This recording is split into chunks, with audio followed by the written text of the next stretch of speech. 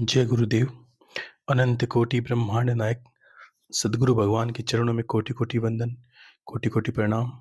बाबा रामदेव जी महाराज के श्री चरणों में कोटि कोटि प्रणाम, कोटि कोटि वंदन। सभी को हर हर महादेव, शंभू शंकर, शंभू शंकर। और आज होली का विशेष पर्व है, तो आज थोड़ा समय है आपसे बात करने के लिए, और कुछ एक प्रश्न भी आपके हैं।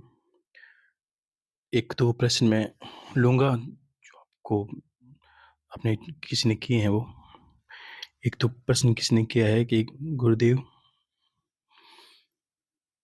के उनकी शादी है इनका।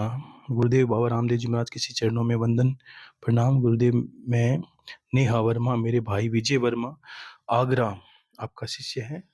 आपने गुरुवार के व्रत बताए थे, उनकी शादी नहीं हो रही है। संकल्प लिया था जब तक शादी नहीं होगी तब तक गुरुवार के व्रत करता रहूँगा।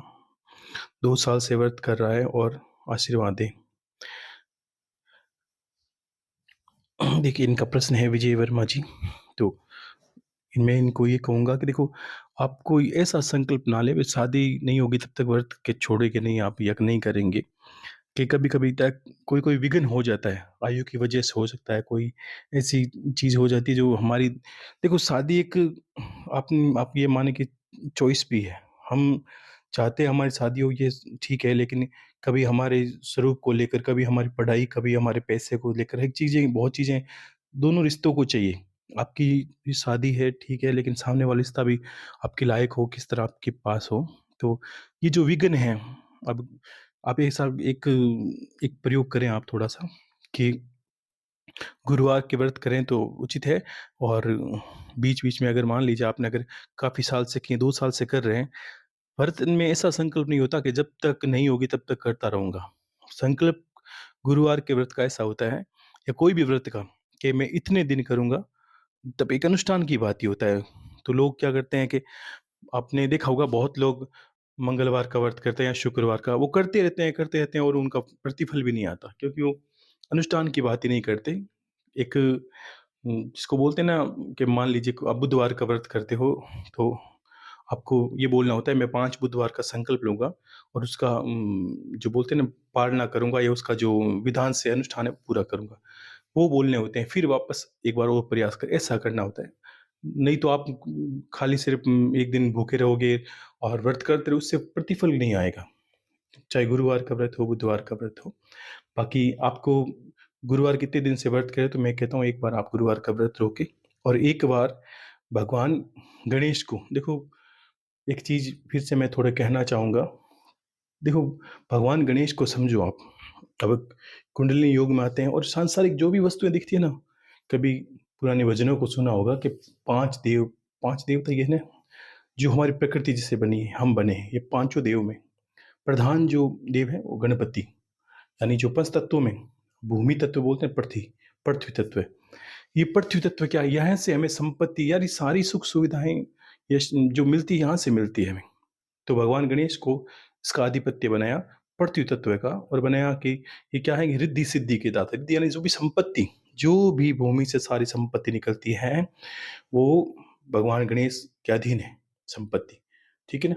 और आपने देखा, लक्ष्मी जी गणेश भगवान की तस्वीर साथ में होती है, दीपावली की पूजा करते हैं कभी भी, क्योंकि आप समझो इस चीज को कि उनकी पत्नियों का नाम है रिद्धि और सिद्धि, यानी जो सिद्धियां देने वाली है, जो सांसारिक सिद्धि, यानी आपका काम सिद्ध हो जाए, आपकी जो भी मनोकामना है वो सिद्ध हो जाए, वो भगवान गणेश के अंदर आती है, मतलब उनके अनुकूल। और रिद्धि मतलब संपत्ति, और उनके पुत्र क्या है, शुभ और लाभ। एक इंसान को संसार में जीने के लिए शुभता और लाभ, यानी जो भी वो व्यापार करे, धंधा करे, या जो अपने काम करे, जो भी बिजनेस वगैरह करते हैं, उनके एक लाभ, अगर भगवान गणेश को इसके अनुरूप आप अनुरूप अपने प्रार्थना करते हो, उनका थोड़ा उनको मनाने के प्रयास करते हो, तो ये चीज़ें बहुत ही जल्दी, मतलब बशर्ते कि दूसरे देवों के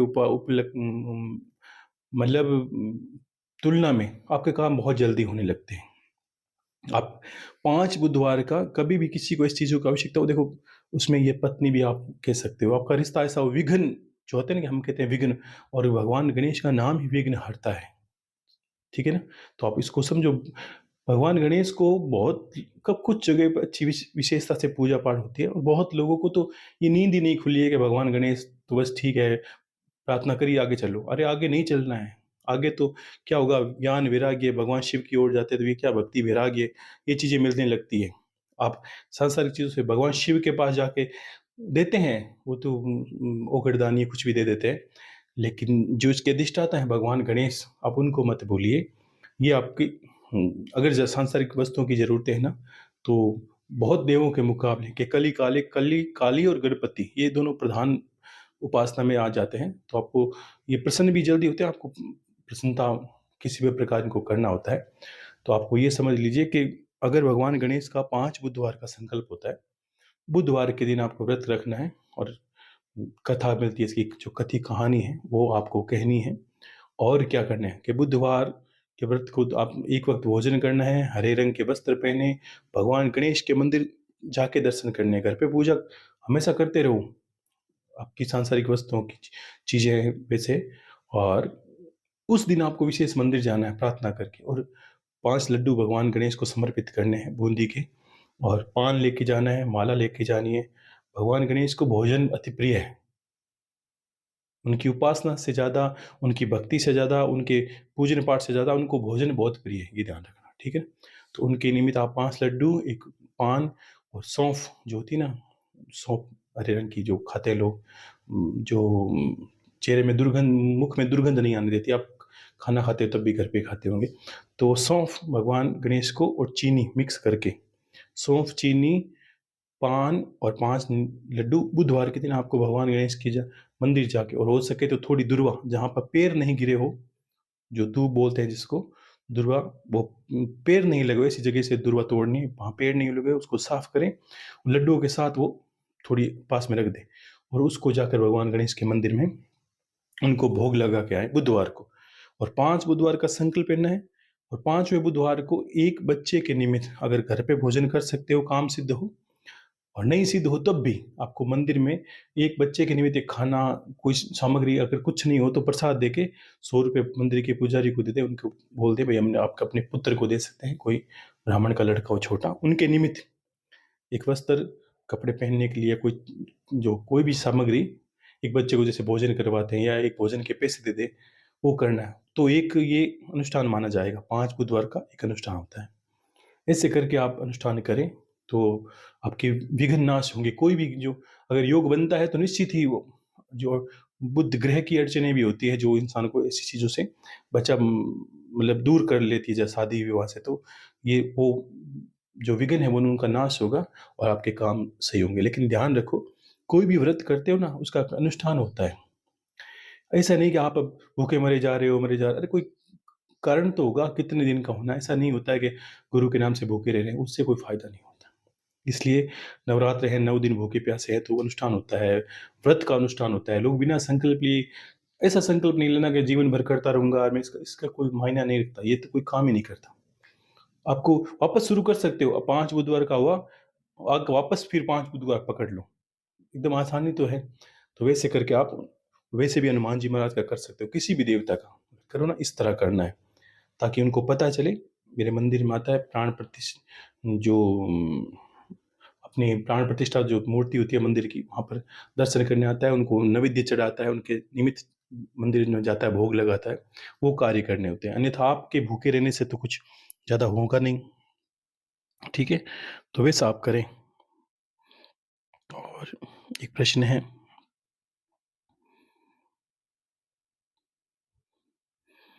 ये प्रश्न लिखा है किसी ने कि गुरुदेव, कृष्णा जी ऐसा नाम है, गुरुदेव जी मैंने एक बार बताया था कि नाथ पंथ से गुरुजी मेरी जेठानी जात पंथ के गुरु मेरी जेठानी जाती उनके पास।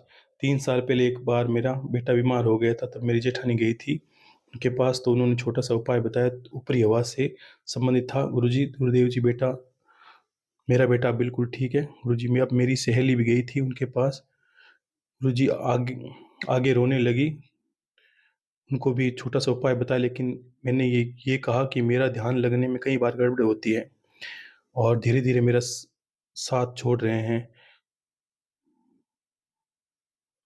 और जो लोग बुराई लोग बुराई भी ज़्यादा करने लगे हैं और कृपा से गुरु की कृपा से शांत शांत हूँ गुरु जी। और कोई कुछ कहे फ़र्क नहीं पड़ता। नाथ पंथ वाले गुरुजी ने बताया कि गुरुजी ने क्या कहा, जिस दिन ध्यान लग गया आप अपने परिवार में नहीं रहोगे, क्योंकि आपको अभी भान नहीं हुआ है। आप पिछले जन्म में आश्रम चलाते थे। मैं तो सुनकर हैरान हो गई। आप कुछ बताएं गुरुदेव जी, ये क्या मार्ग है? दर्शन कीजिए। पिता परमेश्वर 3 साल पहले मेरे जेठानी जी को ये बता दिया था, उस घर में कुछ नहीं हो सकता। मेरे बारे में बोल दिया कि मैं पूजा पाठ करने वाली हूँ, आपके संपर्क में आई थी तब। ऐसा करके इन्होंने लिखा है। देखो, मैं आपके प्रश्न को पूरा समझ नहीं पा रहा हूँ। आप कहने का अर्थ है आप कोई साधु या संत से जुड़ी हैं और आप वह पूछती हैं, वहाँ कुछ बता। देखो, बहुत धाम है, बहुत ऐसा संसार में सब सत्य भी हैं, आपको झूठों से थोड़ा बचना भी है। ये ध्यान रखिए कि भविष्य जहाँ कोई बताता है ना, तो वहाँ आप ना जाइए, क्योंकि ये एक ईश्वर के जन्म, मृत्यु, भविष्य, जन्म, मृत्यु, आने वाला कल या भविष्य, ये ईश्वर ने अपने हाथ में रखी है, बाकी सब मानव को दे रखा है। देखो, लोग परिवर्तन करते हैं, ईश्वर ने नहीं कहा लेकिन फिर भी लोगों ने गाड़ियाँ बनाई, वायुयान बनाए, ऊपर चले, उड़े, सब कुछ झूठ है। मनुष्य करेगा, बीमार है उसको भी आर्टिफ़िशियल हार्ट लगा दिया, आर्टिफ़िशियल किडनी लगा दी, लेकिन उसको ज़िंदा तो रख ही रहा है जैसे कर रहे हैं। वो बहुत छेड़-छाड़ कर रहे हैं, सब कुछ मान्य ईश्वर ने कर लिया। भविष्य और जो जन्म और मृत्यु है, ये ईश्वर के अधीन है। ये हमेशा अंतिम सत्ता तक रहेंगे। हाँ, आप भक्ति ज़्यादा करते हो तो आपको अनुभव शक्ति आपकी बढ़ने लगती है। आपको और लेकिन वो अनुभव शक्ति क्षीण होने लगती है जब आप ज़्यादा बोलने लगते हो, ये कर लो, वो कर लो, ये आपका ये हो जाएगा। और लोग आजकल देखें बताने लगे हैं, तेरा ये काम हो जाएगा, तेरा वो। ये सब 100 बताते हैं, 100 में से 10 कुछ सत्य हुए, 20 कुछ झूठे, ऐसा कर के। लेकिन ऐसा मना ही है, ऐसी जगह ना जाइए, ऐसा कुछ नहीं है। और ठीक है, कोई उपाय बताता है भक्ति भाव पूजा पाठ का, तो कोई गलत नहीं है, भगवान का ही बताता है तो आपको करना चाहिए। बाकी थोड़ा अगर कोई बिना बोले आपका भविष्य बताने लगे, आपके साथ ऐसा होगा, कल आप ये थे, वो थे, ये बिल्कुल मिथ्या है, इसका कोई कारण नहीं बनता। भूत लोग बताते हैं, ये गलत नहीं है। हज़ारों आपने देखा धाम खुलते हैं, ये समझिए भूतों को भूत पता है। भूत सिद्धि से ही भूत लोगों को बताने लगते हैं। बहुत सिद्धियाँ हैं, बहुत साधनाएँ हैं, जिससे पता चलने लगता है। लोगों ने देखा धाम खुलते हैं, लेकिन बताते क्या है आपको, ये अनुभव करना होगा। वो नहीं बताते कि कल आपके साथ क्या होगा, ये पूछ लीजिए। और आज कोई काम आपने शुरू किया, कल का पूछ लीजिए, कल दिन भर की मेरी डिटेल दे दीजिए, मेरे साथ कल क्या होगा। तो उनको पता नहीं है कल का भी, 1 घंटे बाद का ही नहीं पता है कि आपके साथ क्या होने वाला है। तो उनका कार्य नहीं है।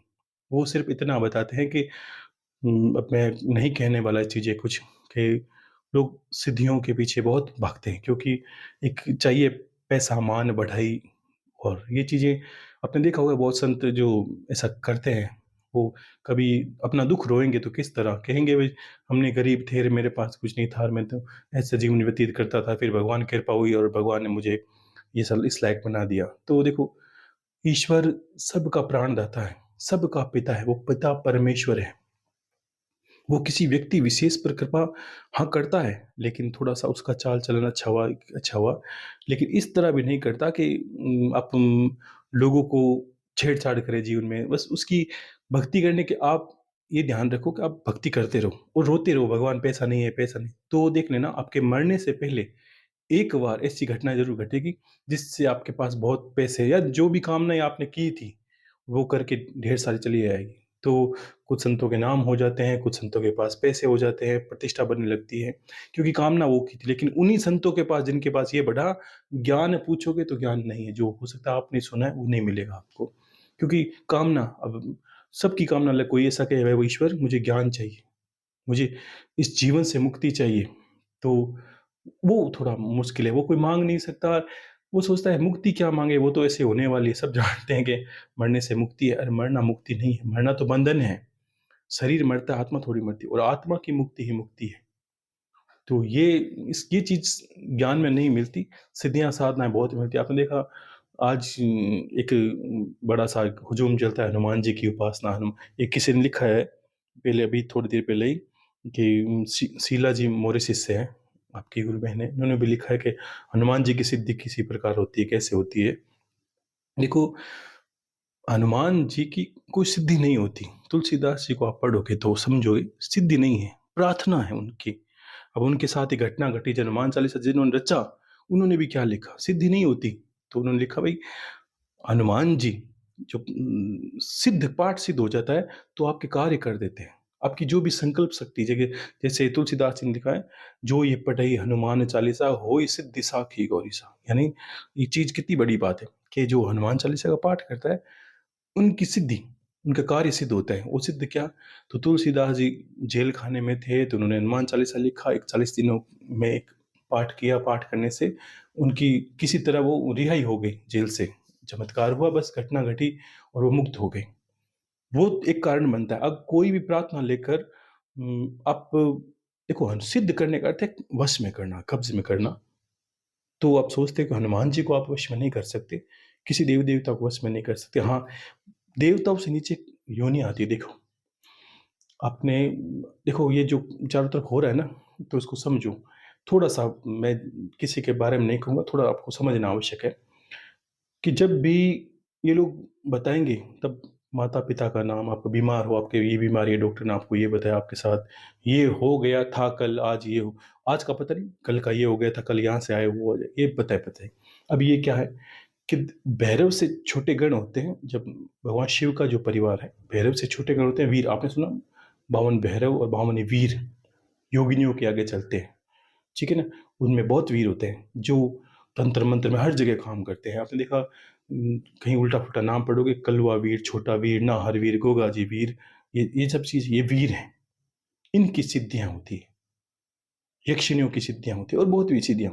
अब लेकिन ये सब सिद्धियां आपके शरीर तक शायद कुछ पॉजिटिव, कुछ नकारात्मक, जो आपके शरीर का घर का सत्यानाश कर देती है, कुछ सकारात्मक। तब वीरों में जाए, वीरों में ऐसी गणना, वीरों की बहुत बड़ी गणना होती है, सेनाएं होती है। जैसे आप बोलते हैं ना, कभी आपने सुना होगा, लोग बोलते हैं जिसको प्रेत पड़ा उसको बोलेंगे सेना से पिटो, तो सामने हनुमान जी नहीं है, हनुमान जी ऐसा नहीं करेंगे कि ना उनकी कोई सेना है, इससे पिटवाओ, इसको मारो, इसको ये करो, वो करो। तो सामने वाला मारने वाला कौन है, सुनिए। तो वो आपको रखेंगे कि जहां वो बैठेंगे पास में, हनुमान जी का एक मंदिर पास में रखेंगे, जहां बैठना उनको निश्चित है, वहां रहना जरूरी है। क्यों? कि आपको समझो कि वीरों में उपासना होती है, कौन से साबर मंत्रों से। तब क्या होता है कि ऐसे आपको करना नहीं, थोड़ा सा सुनो, सुनो, आपको ज्ञान, आपका ज्ञान वर्धन मेरा काम है कि वीर वीर महावीर, वीर बताए मन की बात, तन की बताए, मन की बताए, प्रेत की बताए, चांडाल की बताए, अखने की बताए, मखने की बताए, घर की बताए, बाहर की बताए, रोग की बताए, भोग की बताए। ये करके मतलब ये मंत्र बड़ा होगा, ऐसा करके नहीं अंत में सुनो, नहीं बताए तो हनुमान जी की गदा खाए और धोबी की चमार में जाए, ठीक है ना। और ऐसा करके मंत्र ये आपको नहीं करना, लोग सुनते हैं बहुत लोग, इसी आप समझ लो इस मंत्र को। तो ये क्या कहता है, ये मंत्र ये कहता है कि वीरों की उपासना होती है कहीं विहड़ में, कहीं एकांत में। और ये साधना करने वाले इंसान को साल भर में कहीं एकांत फिर जाके इस साधना को पूरा एनर्जाइज करना होता है साल भर में।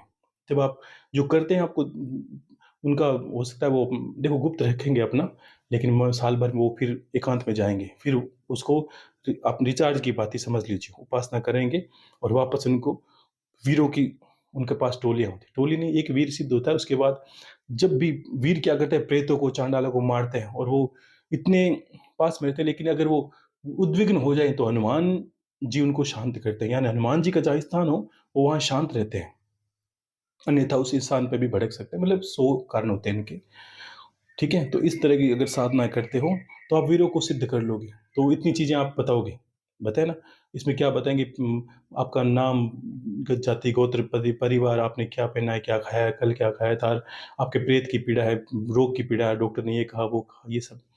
और हजारों वहां से निकलते हैं ना, तो हजारों के हजारों वहां बाहर मिल जाएंगे, जिन्होंने ये तो पता है, बता दिया क्या अब होगा उनके साथ क्या। तो फिर वो उसको उलझाएंगे या तरीका बता दे। हो सकता है ईश्वर में तरीका बताएं, कोई गलत भी नहीं कहता मैं इनको, कि फिर ये कहेंगे आपको बस ये पीड़ा है, तो अब आप क्या करिए कि हनुमान जी की इतनी फेरी करिए, उस जो आपका इष्ट होगा उसकी फेरी करवाना शुरू कर देंगे। अब फेरी में अगर आपकी भक्ति अच्छी हुई तो आपके काम सार्थक हो गए, अन्यथा आप यहाँ से चले दूसरे धाम पे चले, वो दूसरे वाला तीसरे पे चले, ऐसा ऐसा करके सिद्धियाँ होती है, ठीक है ना। तो इनको सिद्ध करके भी लोग बहुत अपना काम करते हैं। देखो, पैसा मान बढ़ाई इंसान की आवश्यकता है, करता रहता है सब कोई, तो लेकिन सिद्धियां नहीं होती। ये हनुमान हनुमान जी की सिद्धि नहीं कर सकते हो, इनकी सिद्धि नहीं, इनसे कार्य, ये तो आपकी भक्ति के वश कार्य सिद्ध कर देते हैं। ऐसा तो बोलोगे तो भगवान शंकर को सिद्ध कैसे करेंगे, माता पार्वती सिद्ध नहीं करेंगे। सिद्ध करने की आपकी, उनको सिद्ध करने का अर्थ है उनको कब्जे में करना, वश में करना। हनुमान जी आपकी कहने से ऐसा थोड़ी है कि इसको मारो, इसको पीटो, इसको ये करो वो करो वो उनका काम नहीं है, ना उनकी कोई सेना विशेष है। हाँ, वीरों की सेनाएं होती है, तो ये वीरों की साधनाएं होती है, लोग करते हैं गुप्त में बहुत ज़्यादा। आपने देखा कि हज़ारों जगह ऐसे धाम है जहाँ वो कुछ बताते हैं, किसी के पीछे देवी का स्थान है, किसी के पास कुछ है, लेकिन वो उनके पीछे ये कारण रहेगा, वीरों की उपासना वो करते हैं, ठीक है। तो ये मतलब लोगों की अलग-अलग धारणाएँ हैं, किसी को जो आवश्यकता है उसके अनुसार लोग काम करते रहते हैं। सतर्क रहना है, कहीं भी जाओ, मैं मना नहीं कर रहा कि आपको कहीं जाना नहीं है, भक्ति नहीं करनी, कोई धामों पर देखो जाओ, आपकी श्रद्धा है, संसार को देखो फिरो, कोई मना नहीं है मेरी तरफ से। दुनिया देखोगे तो जानोगे, कोई घर बैठा कितना ही बाहर की चर्चा करे, बाहर जाके देखेगा तब उसे ज्ञान का भी पता चलेगा, हाँ कहाँ अंधकार है, कहाँ उजाला है, कोई देखो, लेकिन सतर्क रहना है, ध्यान रखना है, ठीक है ना, कि समय उचित नहीं है, ठीक है। और एक प्रश्न है सुषमा जी गंगानगर से, इन्होंने लिखा है, गुरुदेव जी, गाय तो सब पालते हैं क्योंकि दूध मिलता है, क्यों और नंदी को सड़कों पर छोड़ देते हैं, इसलिए गुरु भाई बहनों से विचार करें कि कम से कम नंदी को अवश्य घर पे लाएं। तो उन्होंने भी लिखा है नीचे कि कई परिवारों ने कुत्ते पाल रखे हैं, बहुत पहले से भी इनको उन्होंने छोड़ने से छोड़ने से भी पाप के भागी होंगे, तो उनका क्या समाधान है। देखो, ये अच्छी बात उन्होंने कही है। देखो, अगर आपने कुछ पाल रखा है, मैंने ये नहीं कहा कि आपको बस कुत्ते को देखना है, ठोकर मारनी है गली में नहीं। कुछ लोग लेके आते हैं, देखो कुत्तों की नस्लें हैं कुछ आपकी भाषा में, तो देखो दुनिया में है, कोई वीआईपी भी है किस तरह के, लेकिन एक दायरा बनाएं, दायरे का अर्थ समझिए। अगर आपने घर पे रख लिया तो उसको एक निश्चित जगह पे सीमा निर्धारित कर दें कि घर से वो आपके घर के बाहर रहे, कहाँ रहे घर के अंदर। और ऐसा नहीं पूजन स्थली में वो घूम रहा है, आपके रसोई खाने में घूम रहा है, आपके खाने पीने में हर जगह उसका वो मुंह मारता हुआ, हाथ पैर आप उसको दिन में हाथ लगाते हो, फिर उसी हाथ से खाना खा लिया, उसी हाथों से पूजा कर ली। ये गलत नहीं करना आपको, इससे आप अपराधी बन जाते हो। अगर वो आपके घर पे है, देखो, नहीं है तो मेरा तो कहना ये आपको नहीं पालना चाहिए। ये अपना पालतू बन जाता है कि आपको कहीं रखना है। अगर आपके घर के पास जगह है वो अलग बात है, खेत खलियान है तो भी अलग बात है, आप रोटी दोगे तो पलता ही है। जीव तो खाने, पेट उदर का प्रेमी होता है। जीव जिस किसी को, जीव को आप पेट भर दोगे वो आपका प्रेमी हो जाएगा, और तो उसमें दोष नहीं, आपको बस सीमा निर्धारित करनी है। मैंने देखा लोग पूजन घर में चले जाते हैं, कुत्ते साथ में सोते हैं, उनको खिलाते हैं, गाड़ी में घुमा, ये इतना ज़्यादा मत किया करो, ये तो गलत लगता है। बस उसको प्रेम करना है तो प्रेम तो कैसे भी कर सकते हैं, गली के कुत्ते से क्यों नहीं हो सकता, रोटी दो उसको भी, बस ठीक है, वो भी भगवान का ही स्वरूप है, लेकिन सीमा निर्धारित होनी चाहिए उसकी, ये आप आवश्यक है। तो उसकी सीमा को ध्यान रखो आप। और ये नहीं कि आपने पाल लिया है अब तो ये भी सही बात है, आप छोड़ोगे तो अपराध लगेगा। ऐसा नहीं इतना दिन से पाला है, को ठोकर मार के निकाल दिया, वो आपका अपराध बन जाएगा। तो ये ध्यान रखो, उसकी सीमा निर्धारित कर दो, उसके लिए अलग जगह बना दो, या घर से थोड़ा बाहर रखो, या घर के अंदर ही कोई आपके पास कच्चा जगह है तो वहां उसको रखना शुरू कर दो। कैसे भी करके उसको रसोई खाने से दूर रखना है, अपने सोने के कमरे से दूर रखना है, और भोजन स्थली से दूर रखना है, और आपको साथ में नहीं खाए, दूर रहे थोड़ा, बस उसको वहीं से प्रेम कर दिया करो, वे थोड़ा जरूरी है। और ऐसा ही प्रश्न उन्होंने एक लिखा था, शशि सैनी जी है कनाडा से, उन्होंने भी लिखा है कि उनके घर पे कि बिल्ली आती है, मान लीजिए कि उनको दूध पिलाती है घर पे। देखो, मैंने कहा ना, बस थोड़ा ये जीवों को ये ध्यान रखना है, ये बहुत ही अच्छी। और बिल्ली पर एक बात कहूँगा आपको, बहुत एक चमत्कारिक बात है, मैंने अनुभव करके बताई है, मैंने 20 लोगों को बताया, वो वाकई में अनुभव वाली चीज़ है। आप बिल्ली को हम अशुभ मानते हैं, अशुभ कोई जीव नहीं होता, जो परमात्मा ने संसार में जो भी बनाया है वो सब शुभ ही शुभ है। हमें ये पता होना चाहिए उसका प्रयोग कहाँ करना है। जहर की जगह जहर सही है, कभी कभी जहर भी काफी बीमारियों को सही करता है, लेकिन हम ये नहीं दवा के साथ जहर को मिला दोगे तो मर जाओ। अब जहर का प्रयोग कहाँ करना है वो आपको पता होना चाहिए। वैसे ही संसार में जो भी चीजें ईश्वर ने बनाई वो सब शुभ है, हमें उसका प्रयोग नहीं पता, और कुछ हमें ये नहीं पता कहाँ उसको उपयोग में लाना, कहीं जीव है, आपको कहाँ सेवा उसकी करनी है, कौन सा उनका दायरा है, कौन सी उसकी सीमा, ये ध्यान रखना है। वैसे ही अगर बिल्ली, आप मानो कि राहु को प्रदर्शित करती है। बहुत लोग ऐसा मानते हैं कि बिल्ली रास्ता काटे तब अशुभ हो जाता है। लेकिन ये ध्यान रखो कि बिल्ली जब भी रास्ता काटती है, और हज़ारों लोगों के दिमाग में ये बात नहीं, दुनिया के सारे लोगों के दिमाग में ये बात है, बिल्ली रास्ता काटे मतलब वो काम हमारा नहीं होगा और उस इंसान का काम नहीं होता, और कारण पूरा समझ लीजिए आप। राहु नवग्रहों में एक देव है, आप ग्रह हैं, ठीक है? उनको ये जीव प्रदर्शित करता है, यानी ये समझ लीजिए उनका परम प्रिय जीव है। जैसे भैरव जी को भगवान का परम प्रिय वाहन कुत्ता है, तो वैसे ही जब भी अब बिल्ली से आपने ईर्ष्या कर ली, बिल्ली को देख के आपने ये मन में घिन्न कर ली कि ये तो रास्ता काट दिया इसने, अब मेरा शुभ, तो निश्चित ही राहु देव वो काम करेंगे। और ठीक उसके उल्टा अगर आपने अंतर आत्मा से ये प्रसन्न होकर को, चाहे आप गाड़ी चला रहे हो और बिल्ली रास्ता काटा, आपने पहले लेके गाड़ी निकाली और कहा अब तो मेरा काम होगा, आप देख लो उस दिन अगर काम नहीं हुआ तो आप मुझे बोल देना, निश्चित काम होगा। आप खुश हो जाइए उस दिन बिल्ली को देखते ही कि आज राहु की कृपा मुझ पे है, और आप देखना मेरा चुटकी में काम होगा। ये मंत्र नहीं है, विद्या नहीं है, बस आप समझ लेना इतना सोचते ही आपका काम होगा। और जैसे-जैसे एक दो बार ऐसा करोगे ना, तो आप सोचोगे कि आपको, आप जहाँ जाओगे, आपके पास बिल्ली रास्ता काट देगी या कहीं बिल्ली आपको दिखने में, बहुत ज़्यादा दिखने में, और आप प्रसन्न होते जाओगे, आपके काम भी उतनी जल्दी होते जाएँगे। ये एक चमत्कारी प्रभाव है। लेकिन हम ठीक उल्टा कर लेते हैं, हमारी किसी धाने बत्ती बिल्ली ने रास्ता काटे, अब काम नहीं हुआ, और आप मानो ये सत्य है, लोगों को नहीं होता काम। क्योंकि राहु देव को ईर्ष्या, वो उन ग्रह से ईर्ष्या मानी जाती है।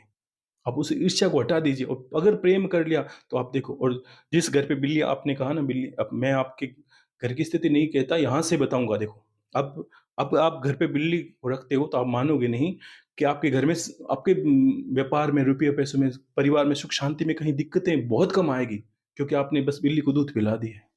अगर वो आई, ये तो बहुत अच्छी बात है, बिल्ली घर पे आप पे आती है, आपको पालना नहीं है, आती है, आपने समय पर दूध पिला दिया, फिर उसको बाहर निकाल दिया, उसका आपका काम खत्म।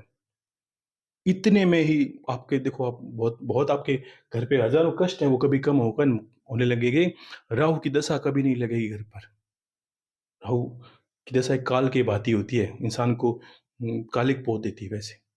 उसको अपमानजनक कार्य करवाती है, उसको कारागृह तक ले जाती है राहु की, जो कारागृह है ना, हम बोलते हैं जेल खाना, या वैसे आप चीज़ों में फँस जाते हो। ये राहु की दशा होती है। लेकिन ऐसी घटनाएँ आपके जीवन में कभी नहीं घटेगी, अगर आपने उसको इस तरह माना।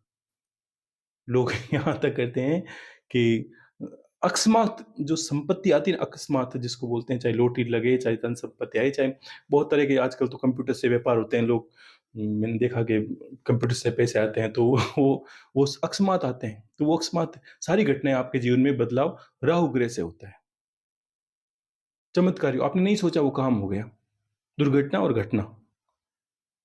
और तो वैसे अगर अगर आप जिस दिन बिल्ली को शुभ, अंतरात्मा से शुभ मानने लगे, ऐसा नहीं डरते-डरते, अंतरात्मा ग्रह पकड़ लेता है आपको, अंतरात्मा खुश होना है और आपके कार्य होने लगे, उस दिन आप अनुभव करोगे, आपका तो काम अटकेगा नहीं। बिल्ली आई, आप चाहे पैदल चलो, आप स्पीड चलो, कि वो आज तो काम हुआ ही समझो, राहु की कृपा मुझ पर है, और आप देखो उस दिन काम हो जाएगा आपका।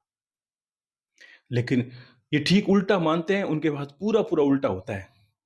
इसको चाहे आप उम, क्या कहते हैं, वो कहते हैं कि अंधविश्वास या वो कुछ कहते हो, लेकिन ये अंधविश्वास भी परम सत्य है। आप दोनों तरीके से अनुभव कर सकते हो इसको। और ये एकदम प्रत्यक्ष, ये को नहीं, प्रत्यक्ष को प्रमाण की आवश्यकता नहीं है, ये आप करके देख लें। लेकिन आप खुश होना पड़ेगा आपको अंतरात्मा से। और आपके घर पर बिल्ली आती है दूध पीने के लिए, तो आप चिल्ला के आती है, तो सोने पे सुहागा मानो आप इसको। क्योंकि वो आपकी बहुत चीज़ें जीवन में दुर्घटना घटा कम कर देगी। बहुत लोग ऐसा मानते हैं गाड़ी का एक्सीडेंट हो, बिल्ली आई हो, अरे नहीं होता। आपने अगर मान लिया कि आज गाड़ी चला रहा हूँ, डर गए अंदर से बिल्ली आई है रास्ते में, तो आप नहीं गिराते-गिराते गाड़ी गिराओगे गारंटी से, और फिर रोओगे यही कि बिल्ली आई थी, मुझे लगा था रास्ता काट दिया मेरा। तो उसको शुभ-अशुभ आप दोनों तरीके से मान सकते हो, ले जा भी सकते हो, ठीक है?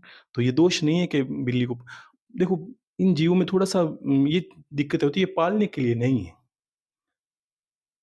जैसे आप मानोगे नहीं, शनि भगवान मंत्रों से कम प्रसन्न होते हैं, वो सेवा से प्रसन्न होते हैं। उनका वाहन भी आप मानो कि आप मतलब जो भी देखते हो कि कुत्ता है, भैरव जी, इस इनका स्थान थोड़ा-सा विहड़ में बाहर क्यों होता है कि इनका स्थान ही बाहर बनाया है। मंदिर में कहीं, मंदिर देवी का मंदिर है, तो न मंदिर के बाहर ही विहड़ में भैरव जी का स्थान होगा। वैसे ही इन ग्रहों के प्रतिनिधित्व जब भी होते हैं, देखिए राहु की पूजा पाठ, राहु देव प्रसन्न होते हैं दान पुण्य से, भक्ति से, या उनके कोई, अब कुत्ते पर हम प्रसन्न, जब ये मान लीजिए कुत्ते की जब सेवा करते हैं तो भगवान भैरव जी प्रसन्न, तो ये सत्य, गलत नहीं है। वैसे ही अगर जब बिल्ली घर पे आती है, बिल्ली को देख हमने शुभ मानना शुरू कर दिया, उतने में ये भावना करनी है कि आज तो मुझ पर बिल्ली दिखी, मुझे राहु पर भगवान या ग्रह राहु देव की कृपा है मुझ पर, उतने में आपके काम शुभ होने लगते हैं जब भी। और आपको ये ध्यान रखना, उस दिन से ये प्रमाण मिलेगा कि महीना 20 दिन में आपको ज्यादा बिल्लियां दिखने लगेगी। ऐसा नहीं कि भीड़ दिख रही है, लेकिन आप कहीं जाओगे तो आपको तो दिखेगी। और अब क्योंकि ये आपको ये प्रमाणित दिखाएगा कि देखो आप मुझ पे प्रसन्न हो, मुझसे ईर्ष्या नहीं करते हो, अब देखो मैं आपके काम कैसे करा करता हूँ, और काम होते हैं, सत्य होते हैं बिल्कुल। ठीक है ना? तो ये आपको कोई दोष नहीं है, लेकिन दायरा होता है इनका, इनको पालना पालना नहीं होता। ये तो स्वतः ही चला है, घर पे आया, अपने कुत्ते को आई रोटी दे दी, कोई बात नहीं, बिल्ली आई अपने दूध पिला दिया। अगर रोज देते हो तो उस समय पर आएगी, तो कोई दोष नहीं है। घर पे नहीं रखना उसको, ऐसा नहीं कि आप उसको लेके, मैंने बताया था वैसे वैसा नहीं करना आपको, ठीक है? बाकी खुश रहें। और एक प्रश्न किसी ने कहा गुरुदेव जी कि पूजा करते वक़्त नींद पूरी नहीं होने के कारण, थकान के कारण जम्भाई बहुत आती है। अगर मजबूरी बस पूजा करते हुए उठाना पड़ जाए बीच में, कृपया मार्गदर्शन करें। देखो, अगर देखो 2 तरह की चीज़ होती है। एक इंसान क्या करता है कि शरीर से थकता है, और एक इंसान आजकल तो देखो शरीर से कम थकते हैं लोग, मानसिक थकावट लोगों को बहुत ज़्यादा होती है। आप अपनी भाषा में उसको स्ट्रेस कह सकते हैं, थकावट कह सकते हैं, या जो भी इसके इनके नाम हैं। अब इनकी बीमारियाँ भी चलती है, लोग स्ट्रेस की गोलियाँ खाते हैं, लोग नींद की गोलियाँ खाते हैं। देखो, नींद तो आती है, अब हम सो के उठते हैं ना, हमारी मानसिक जिस सोना किसको कहते हैं? जब आप 5-6 घंटे, 4 घंटे, 5 घंटे जब भी सोते हो, पूरा आपके दिमाग में कुछ नहीं चले, तब जाके नींद आए, वो हमेशा थकावट कम करती है नींद। और ऐसी नींद जिसमें 8 घंटे आप पड़े रहते हो और दिमाग चलता रहता है आपका, वो थकावट पैदा करेगी, क्योंकि शरीर को नहीं सुला, आप शरीर को तो थकावट आती है, आप लेट जाओगे तब भी ठीक, लेकिन आपकी मानसिक सारी इंद्रियाँ है ना, उनको आपके सोने के बाद ही शांति मिलेगी। चाहे आपका ब्लड का प्रेशर है, चाहे और भी क्रियाएँ हैं सबकी। क्योंकि इंसान शरीर से कम मन से, या जो मानसिकता से ज़्यादा भागता है। दिन भर ये सोचता है, कभी घबराहट, कभी परेशानी, सारी चीज़ें मन में लेता है। तो मानसिक जिसको शांति हो ना, तो वो उसको हमेशा ही अच्छी नींद भी आती है, और उसके ध्यान में भी मन लगता है। मन का तो बड़ा बड़ा रोल है, मैंने कहा था आपको। आप थोड़ा ध्यान में समय दीजिए, जब ध्यान करोगी ना आप शांत रहोगी, शांत रहने का प्रयास करें। अब ऐसी घटनाएँ किसकी होती है ज़्यादा शरीर में, कि ज़्यादा उबासी आना या ज़्यादा जम्भाई आना, वो मन नहीं लगेगा, उठ के ज़रूर भागेगी, जी घबराएगा। ये कारण है कि उनका मन अशांत है। एक साथ वो हज़ारों मन के घोड़े दौड़ रहे हैं, कभी ये कर लूँ, ये सही नहीं हुआ, भगवान ये कर दे, भगवान वो कर दे, मतलब वो शांत होके बैठते नहीं हैं। आप चाहे बीमारी में हो, चाहे कैसी परिस्थिति में, एक बार शांत तो हो जाइए। सबसे पहली बहुत बड़ी दवाई है आपकी, कि आप शांत हो जाइए। अब जिस दिन ये शांति को गहन अनुभव करने लगेंगे कि ये शांति उम, बड़ी सुखदायी है। देखो, व्याधियाँ आती है, शरीर है तो ये लोहे का तो है नहीं, या पत्थर का तो बना नहीं है। ये इसकी जो गाड़ी की बात है, इसकी जो एक आयु निर्धारित की है, भई ये 10 साल, इसका कुछ नहीं बिगड़ेगा। नहीं, कुछ नहीं पता इसके बारे में शरीर का। रोज़ लोग जन्मते हैं, लोग मर जाते हैं। बस अब ये चीज़ें सोच के शांत होना पड़ता है, कि शांत हो जाइए बस। जैसे भी हो आप शांत हो जाइए, बीमारी है बस शांत हो, आपको पैसों की तकलीफ तो शांत हो जाइए। आप जब शांत हो गए तो आप कितने चिंता नहीं करनी, आपको चिंतन करना है। चिंतन यानी पहले शांति से उस चिंतन ये करिए कि अब इससे निकलना कैसे है मुझको? ये तो चिंतन हुआ। मैं इसमें फँस गया हूँ, मेरा क्या होगा? मेरा वो, ये चिंता है। आप चिंतन करिए, और फिर उस ईश्वर से, चिंतन में ईश्वर से जुड़िए। हे प्रभु, तूने संसार बनाया है। प्रार्थना बहुत, मैंने कहा प्रार्थना में बहुत बल होता है। आप शांत होगे तब भी उचित प्रार्थना कर पाओगे, और आप अनुभव करोगे प्रार्थना में चमत्कार है, बहुत बड़ा चमत्कार है। दुनिया का कोई बड़ा डॉक्टर इतना नहीं कर सकता, और हज़ारों प्रमाण हैं इसके। लेकिन ये नहीं कर सकता कि आपके दिमाग में प्रार्थना डाल दूँ। नहीं, प्रार्थना खुद, इसके आप जो शब्द हैं आपको खुद को बटोरने पड़ते हैं। मेरे हृदय की बात मेरे हृदय की है, आपके हृदय की बात आपके हृदय की है। आप में उठने वाले विचार आपके हैं। वैसे ही आपको विचारों से शांत होना है, और एक प्रार्थना बनानी है, हे ईश्वर, उसका गुणगान जिसको भी आप मानते हो, और फिर उससे जुड़ जाइए, उस चिंतन से, और फिर अपनी पीड़ा उससे आप उसके उसके आगे प्रार्थना करिए। गुरु से करते हैं, महादेव से करते, जो भी आपके इष्ट हैं, जहाँ पे आपकी शक्ति या भक्ति है, और पूरा इष्ट पे ध्यान लगाइए, गुरु का नाम लेकर चिंतन शुरू कीजिए, और फिर चिंतन में आधा घंटा पीछे वो चिंतन अपना आप ध्यान बन जाएगा, आपका चिंतन अपना आप ध्यान बन जाएगा। कहते हैं ना कि ध्यान करते हैं फिर घर को छोड़ना, अभी इन्होंने एक प्रश्न कहा था कि अगर ध्यान लगे तो घर को छोड़ना, अरे छोड़ना कुछ है ही नहीं, ना घर छोड़ना है ना बाहर को छोड़ना है, ये संसार एक घर ही है, कहाँ छोड़ के कहाँ जाओगे। ये तो एक शांति, ये आप सोचिए कोई ऐसा मूर्ख ऐसी बात करेगा कि आपका ध्यान लगे तो आप घर छोड़ दो, क्या ये संसार क्या है, ये बताइए मुझे। जहां भी जाओगे मनुष्य है, जहां भी जाओगे आप भोजन खाओगे, जहां भी गाओगे आप लघु शंका करोगे, तो ये संसार त्याग किसका करना है, मुझे बताइए तो सही आप। आपको अंतरात्मा में स्थिर, जो आत्मा ने आत्म रूप में स्थिर रहना है। त्याग ऐसा, अगर मैंने कहा ये शब्द बहुत सभी अमृतवाणियों में चलेगा, ध्यान रख, आगे भी बात करेंगे तब भी। आसक्ति और विरक्ति, अगर विरक्ति परिवार में रहकर आ गई तो आपको कहीं जाने की आवश्यकता कहाँ पड़ी। कबीरदास जी कहीं नहीं गए, रविदास जी कहीं नहीं, मीराबाई कहीं नहीं गई, तो आप कहाँ जाओगे। जिनको मिले वो तो कहीं नहीं गए, वो तो दुविधा में फंसे हैं। पहले बहुत संतों में दिक्कत आ गई, पैसे नहीं है तो घर त्यागो, घर की आप जिम्मेदारियां नहीं उठा सकती तो घर त्यागो, और फिर बहाना मिल गया भगवान की भक्ति करेंगे। अब सर ये नहीं, तो वो तो जिम्मेदारी से भागने वाले लोग हैं जिनको परिवार की जिम्मेदारी नहीं उठानी, संत बन जाइए।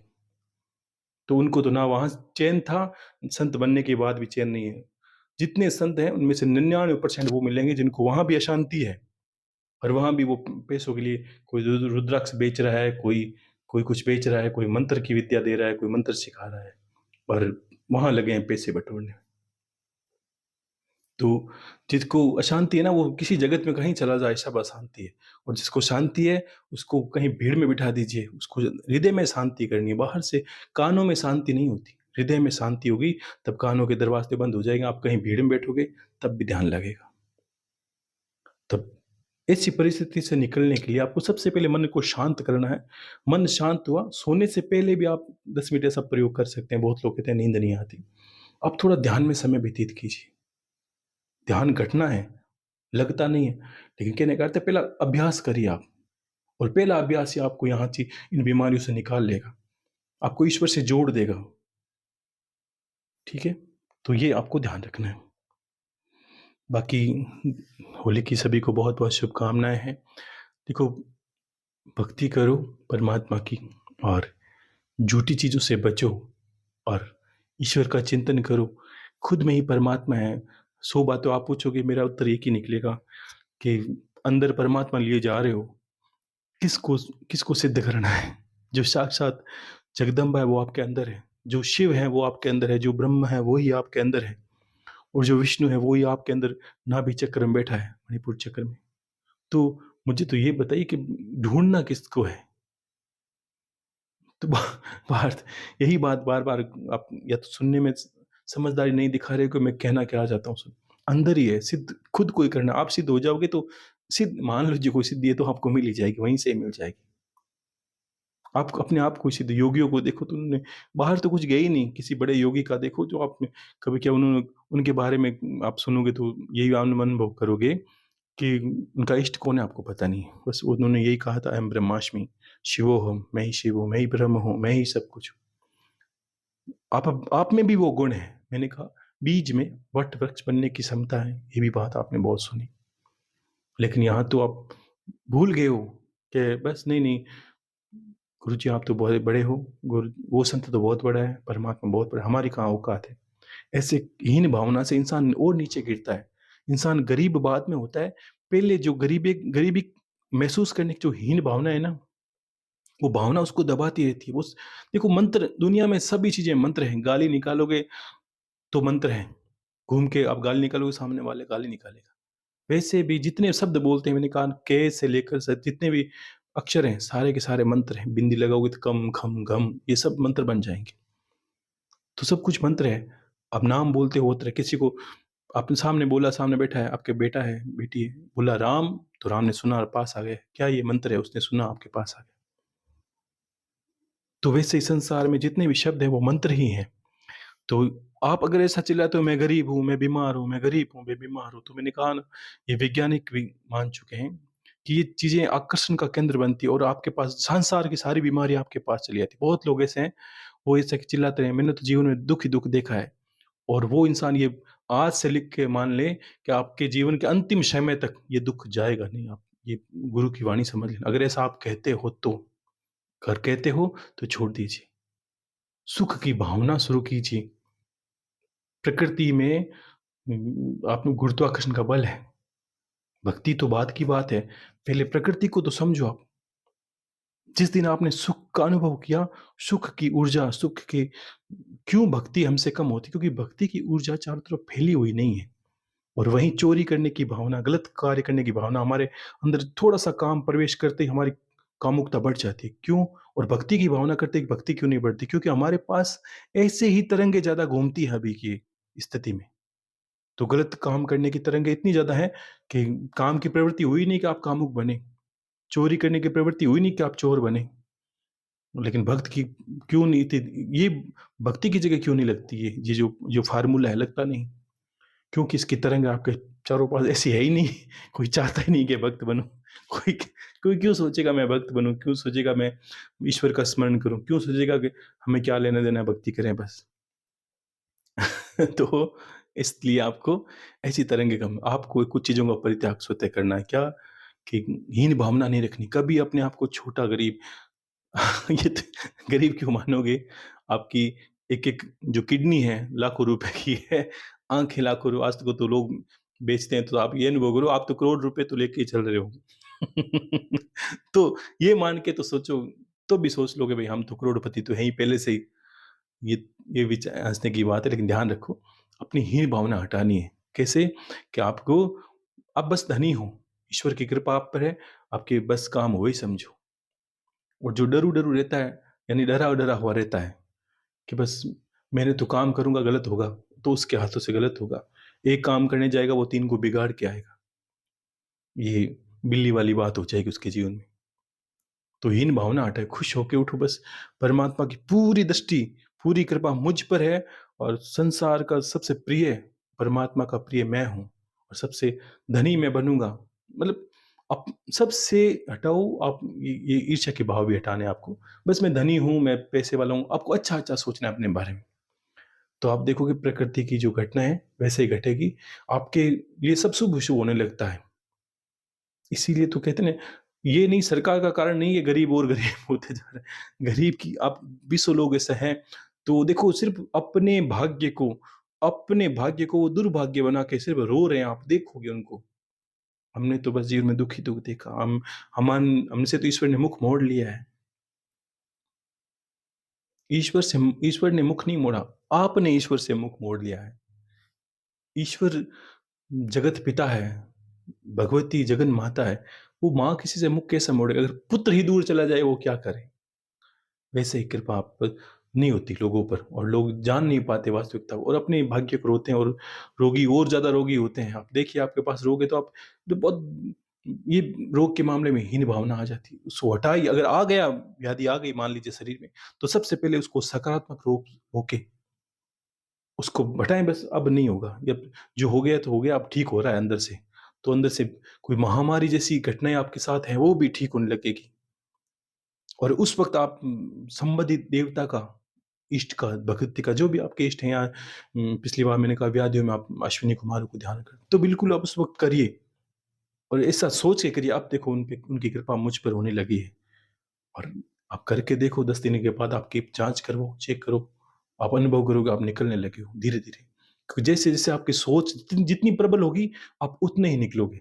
ऐसा नहीं कि 10 दिन मैंने तो सोचा, वो बात हो जाएगी गुरुजी आपने बोला था, मैंने ये मंत्र कर लिया, अब क्या करूँ? ये वो विद्या कर लिया, अब क्या करूँ? यानी वो सिर्फ़ समय सारणी को देखते हैं या समय को देखते हैं, बस इतना दिन बोला था मैंने कर लिया। उनके बीच जो भावना है वो आपको खुद पैदा करनी है, ध्यान रखना। इसलिए 100 करते हैं, 100 में से 90 के होते हैं, 10 के होते नहीं। क्या? कि कहीं ये भावनाओं का हो क्योंकि वो तो सिर्फ़ समय को मान लेते हैं और मंत्र को ही सब कुछ मान लेते हैं कि मंत्र बताया उस मंत्र में हो जाएगा। उस मंत्र में जो भावनाएँ निहित है वो मैं आपको भेज नहीं सकता। वो भावना आपको खुद को पैदा करनी होती है। ईश्वर दूर तो है ही नहीं, है सब कुछ पास में, लेकिन हम दूर निकल गए हैं। आप जितने दूर निकल गए, उतना पास आओगे तो ईश्वर तो वहीं खड़ा है। ईश्वर नहीं गया कहीं पर, आत्मा के रूप में अंदर विराजमान है।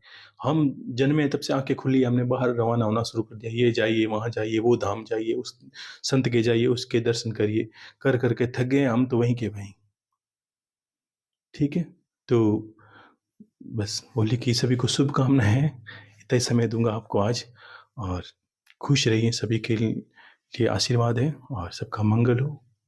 और कुछ लोगों ने बीच-बीच में जो सहायता, बीच-बीच में रायता जैसी भी राशि भेजी है, मेरे पास मिल जाती है मुझे, मैं खुश हूँ। और आप खुश रहिए, और आप सबका मंगल हो, और महादेव जी उनमें से आपकी भक्ति शक्ति और खुशी के जो पल हैं, जैसे-जैसे आपका जीवन व्यतीत हो, बस ये नाव पार ही तो करनी है। और ज़्यादा ऐसा नहीं कि बस इस समुद्र में, ये समुद्र की जो गहराई है या समुद्र की जो सुंदरता, उसमें उलझ जाएँ। आपको बस ये पार करना है, जैसे-तैसे नैया पार लगे बस।